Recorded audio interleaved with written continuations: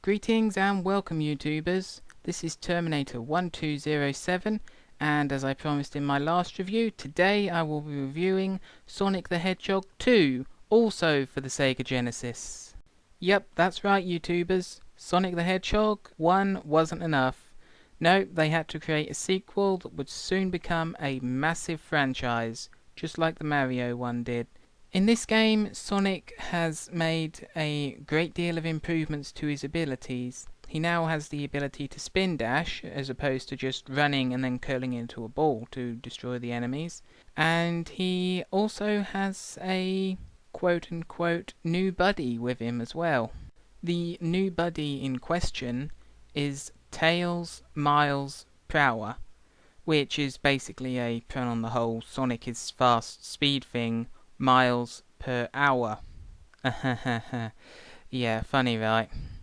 And basically, in this game, you can play as Tails if you so choose. You can play as Tails and Sonic, Tails alone, or Sonic alone. So it really mixes up the versatility of the game. This does. As you would expect from a Sonic game, Eggman is back. He still wants to create the Eggman Empire. He still wants to kill Sonic. He still wants the Chaos Emeralds. It's Eggman, we get it, right? Sonic the Hedgehog 2 uses the same principles they basically set in Sonic 1. He goes to different areas, he fights Eggman at different intervals, and he collects rings. You know, not much has changed here. What has changed though is the length of the game. It is significantly longer. And they've also changed up quite a bit in the boss fights as well, but I'll get into that later in the review. Most of the zones Sonic will be visiting this time only have 2 acts to them, the only difference being the later section of the game, which really decides to mix it up. The zones in question this time are Emerald Hill, the Green Hill equivalent, Chemical Plant, the part of the pollution area that Eggman's created, the Aquatic Ruin Zone, which is basically the water level this time, Casino Night. They like to try and include a bit of a gambling thing in Sonic. This is the level they chose for that. Then we've got the Hilltop Zone, which incorporates some of the aspects from the Emerald Hill Zone and also features the lava sections of the game. After that we go on to the Mystic Cave Zone. It's sort of a mysterious place, sort of equivalent to Labyrinth Zone. After that we go on to the main pollution problem area, Oil Ocean Zone, and then we make it to Eggman's base, the Metropolis Zone, which is the only area in the game that has 3 areas to it, the third one of course being where you fight Eggman. After that we go on to the Sky Chase Zone, which is only a single level, but some people can find it quite challenging, closely followed by Wing Fortress, which again is an independent level leading into the final section. And then we go to the final area of the game, the Death Egg Zone, which I don't have any pictures that don't show spoilers, so you'll have to wait until I cover that later. As I did in my last review, I will be going into in-depth detail about the Eggman boss fights and common strategies, so if you don't want to know anything about that, or you just prefer not to see it, then please skip further ahead into the video. As I think I mentioned earlier in the review, there are only 2 areas per zone this time, so Eggman usually battles in the second area of the zone. And for his first fight he basically drives a drill tank which goes from right to left and then left to right, and basically you jump on him and keep jumping when you get the chance. When he's got 1 hit left he will try and fire the drill piece at you, but just jump over it, jump into him, and he's done. The second boss fight you encounter is in Chemical Plant, and he can still be quite challenging even though he's the second boss. Basically, he'll hover above the chemicals and suck it up into the jar you see on the top of his Eggmobile, and when it's full, he'll attempt to drop that on you, and even if it misses, that will try and cause splash damage, which can still hurt you. So either dodge him and just jump into him before he gets a chance to use the chemical, or if he does, just be careful where you're jumping.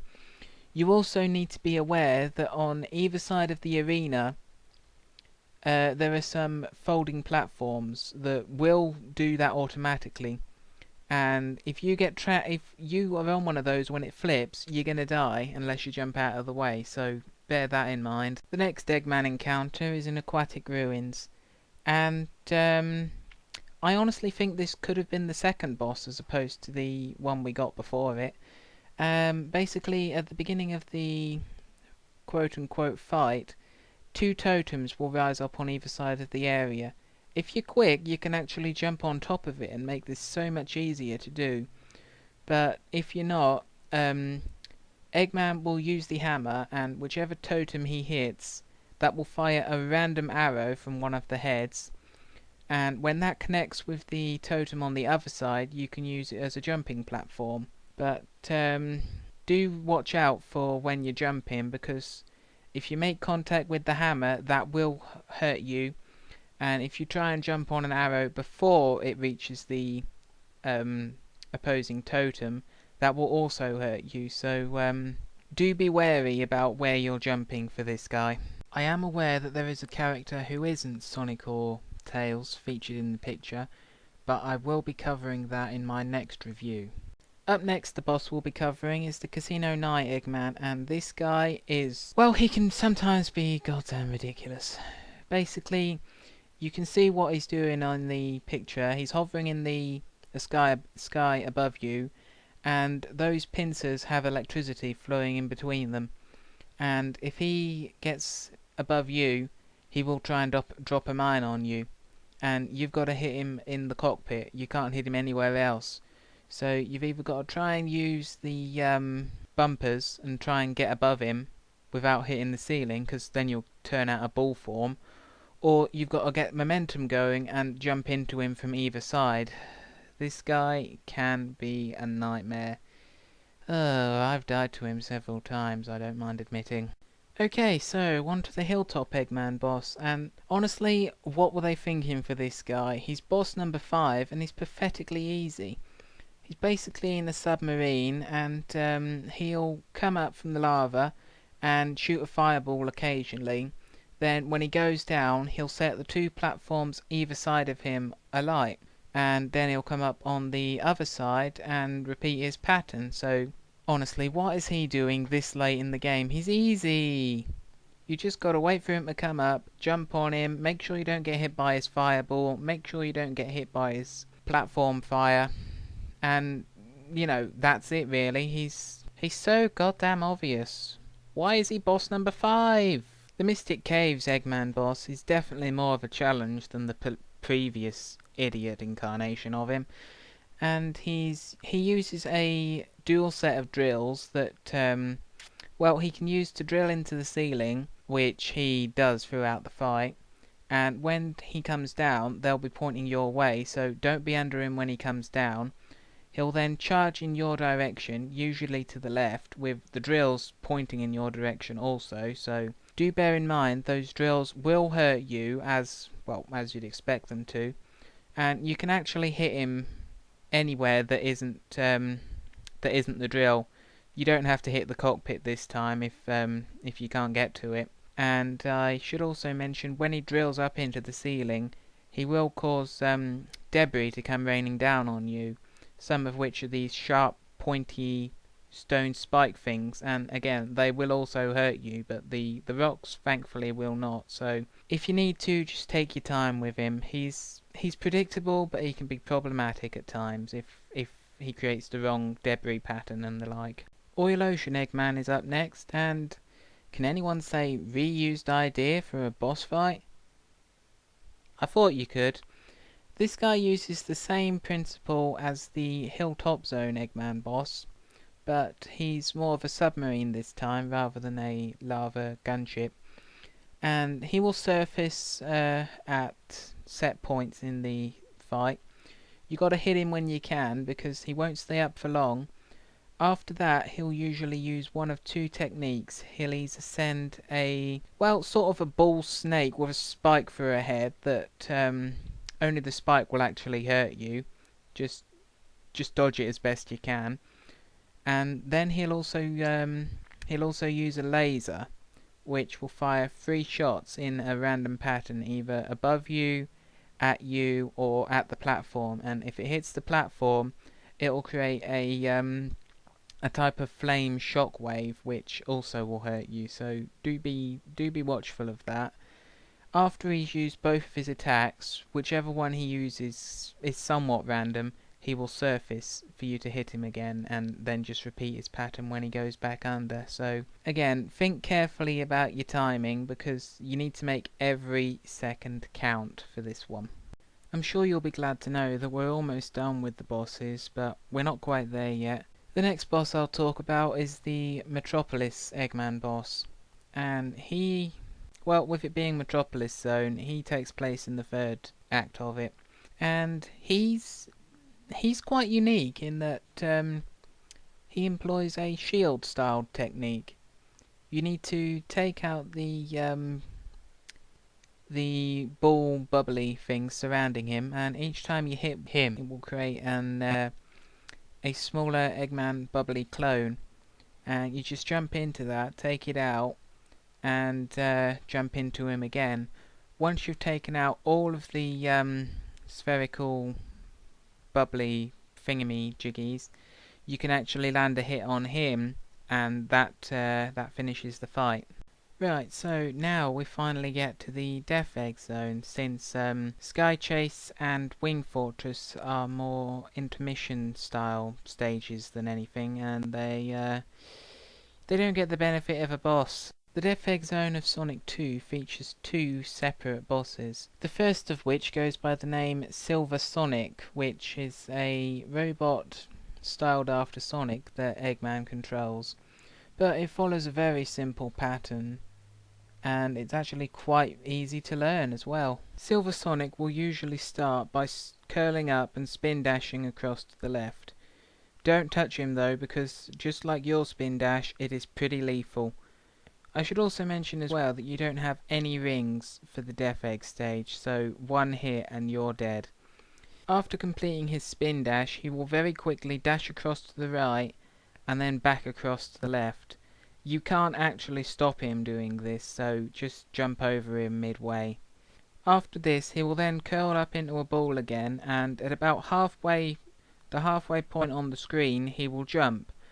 This is the only way you can avoid this, so you need to be underneath him when he jumps, otherwise you're gonna get hit and you're gonna die. So now that you know the pattern, you've got to try and land a hit on him. This can be easier said than done, since the only place you can hit him is on the forehead in front of his spines.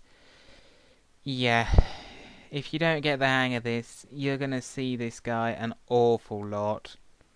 And yet he's not the final boss, as you will soon see. Nope, the final boss is a giant mechanical Eggman, piloted of course by the real Eggman. And this guy, yeah, this guy, if you really need to learn his pattern, otherwise, one hit, you're dead, and you don't start back at him. Oh, no, no, no, no, no. If you die to this guy, you've got to beat Silver Sonic again, and it can be really annoying. If you've got one hit left on him, he kills you, and then you get sent back right to Silver Sonic. It is so goddamn annoying. The fight itself is quite straightforward. He'll start by taking several paces towards you, and then stop. You've got to be wary of his claws though, because like I said, no rings, a single hit, you're gonna get hurt. And his weak point is actually the chest. So dodge the claws as best you can. Jump and hit him as many times as you can. He takes about 10 hits total. And like I say, once he stops, he will jet into the air off screen, and you'll see a targeting reticule trying to lock in on you. And once it does, he'll come cascading down to that spot, and you need to make sure you dodge him. When he comes down, he will actually bend forward a bit, giving you more of a chance to hit him without colliding with the claws. This is a key opportunity he presents every time he comes back down from his jetpack sequence. His other attack is he will either jet straight back up into the air again, or he will walk towards you again, or, and this is the one that's more likely to kill you because it's quite unpredictable, he will send his claws at you one at a time, and yeah, they've got some really good range on them. But if you do manage to beat this guy, congratulations, you have beaten one of the hardest Sonic final bosses of the classic series. You deserve to see the credits, believe me. Right, now we've finally got all of those bosses out of the way, I can go on and talk about the Chaos Emeralds. Yep, they brought the Chaos Emeralds back for Sonic the Hedgehog 2. Difference being, they made them 7 this time, and after this, 7 is what they will stay as. And the beauty of it is that with 7 Chaos Emeralds, Sonic can finally turn Super! Yay! Yep, Super Sonic enters the video game world. The downside, of course, is that in Sonic 2, he's very, very glitchy. Cool, but glitchy. The method for getting the Chaos Emeralds is also quite different in Sonic 2. In Sonic 1, you had to collect 50 rings, make it to the end of the stage with those 50 rings, and jump into the big ring that was very obvious. In Sonic 2, you still need 50 rings to get the Chaos Emerald, or at least to get to the special stage, but you don't jump into a big ring this time. Nope. This time you just have to make it to a checkpoint with 50 rings, a series of sparkles will appear above it and you jump into them. Simple. The special stage itself is also very different. You spend most of your time running down this half-pike style stage, and you have to collect a set number of rings specified at the beginning of each section. There are 3 sections to each special stage, and each special stage gets significantly harder with more and more bombs and obstacles introduced. If you manage to make it through all of that, you'll get the Chaos Emerald. If you don't have the required number of rings when you get to each checkpoint, then you just get ejected with nothing. As you would expect, the music in Sonic the Hedgehog 2 is just as good as the music from Sonic the Hedgehog 1, with some small exceptions, where the music just continues to get better and better and better.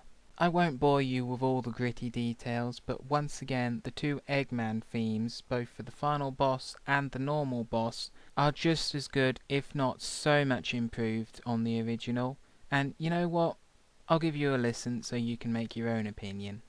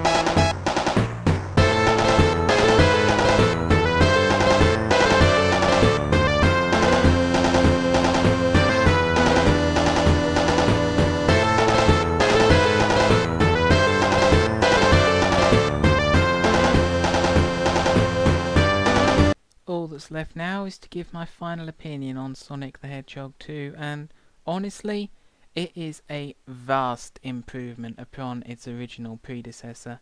And it's not that surprising, really. I mean, they give Sonic the spin dash in this one. They make the special stages so much more, well, I don't want to say easy, but so much more visually stunning rather than the atrocity that was the first one. They give you 7 Chaos Emeralds, meaning you can turn supersonic, and they give you a vastly improved soundtrack. Not to mention hours of fun if you're that big a fan of it. Overall, I would say Sonic the Hedgehog 2 is a great addition to the series. Sega did a really good job on this game, and anyone who owned it, played it, or even read about it knew it was a fantastic game. Well, that's all for this review. I'm sorry it's dragged on so long, but there was so much content to include. This is Terminator 1207 signing off. Take care, everyone.